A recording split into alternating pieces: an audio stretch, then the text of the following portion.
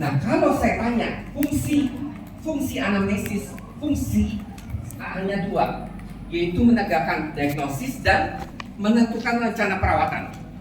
Ya, sekali lagi, kalau saya tanya fungsi dari anamnesis itu cuma ada dua, apa? Dan rencana perawatan. Ya, fungsinya. Tapi kalau isinya adalah ini, ya. Selanjutnya dilakukan pemeriksaan klinis, pemeriksaan baik ekstra oral maupun intraoral. Nah, kalau kita lihat anamnesis, kamu misalnya penyakit sarjana, anamnesis kamu sama dia yang lagi sarjana apakah sama persis? Kok bisa nggak sama? Terus sama dia kalau sarjana, kamu persis nggak? Nggak sama, nggak pernah ada yang sama. Begitu pun kalau kamu sarjana sekarang sama sarjana sebulan yang lagi, sama nggak? Belum tentu. Jadi tidak bisa disamakan semuanya. Penggunaan si bel itu pakai baju itu bisakah dia gunakan buat masuk ruang operasi? Gak bisa. Bisakah pakaian demikian dipasukkan buat orang kerja? Gak bisa. Jadi ada modifikasi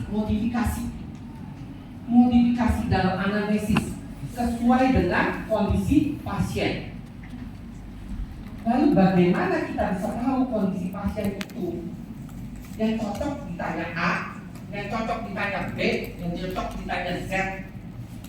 Itu berdasarkan pengetahuan dasar tadi kognitif.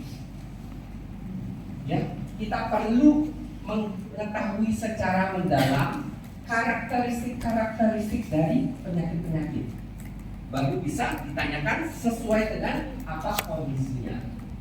Nah, di situ perlu adanya kemampuan komunikasi yang baik untuk menggali informasi. Kamu dulu kan kalau pacaran pasti pasangannya lagi jalan-jalan terus nggak kasih tahu, pasti nanya habis dari mana nih? Saya teleponin kagak dijawab.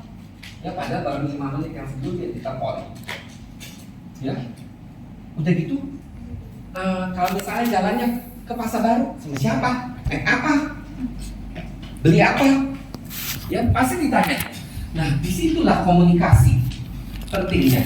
Komunikasi ini dia akan mempengaruhi adanya adherence, compliance, persistence, sama concordance. Tolong dihafalkan slide ini karena keluar di ujian. Jadi kuncinya semuanya adalah apa? Komunikasi. Ya, komunikasi utamanya.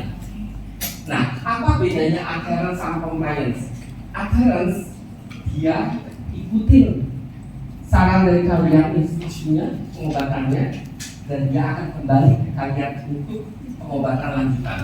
Tapi kalau compliance, dia hanya comply, dia hanya mengikuti aturannya, tapi dia nggak akan ketemu kalian lagi. Mau yang mana?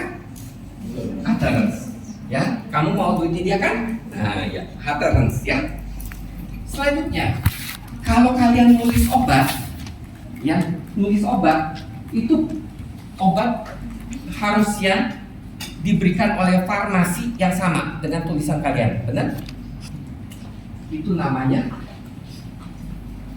concordance. Ya.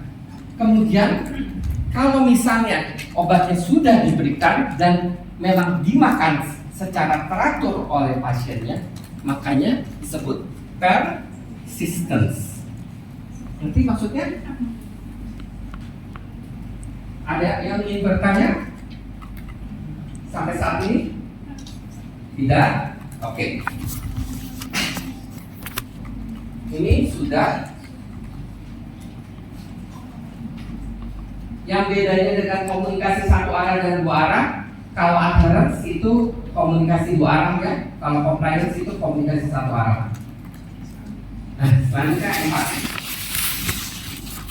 Empati adalah The ability to understand and share the feelings of another.